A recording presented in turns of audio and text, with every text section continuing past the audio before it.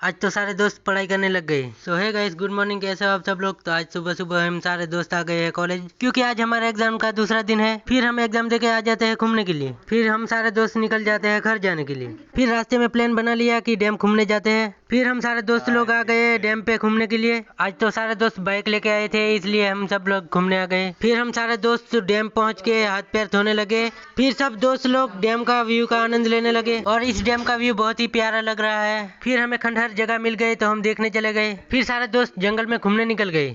फिर घूम के सब दोस्त लोग घर तरफ निकल गए। फिर दोस्त लोग मस्ती करते करते झगड़ने लग गए। और आज तो हमारे गांव में शादी भी थी, तो हम फटाफट से निकल जाते हैं घर। फिर हम घर पहुंचते ही निकल गए सिमोड़ी जाने के लिए, क्योंकि अभी सिमोड़ी निकल चुकी है। फिर सिमोड़ी पहुंच के देखा तो दुल्हन को नचा रहे थे। फिर सिमोड़ी खत्म करते ही हम सब लोग नाचते नाचते घर तरफ निकल गए। और आप सब देख सकते हो हमारे गांव का डांस। तो चलो मिलते हैं नेक्स्ट व्लॉग में।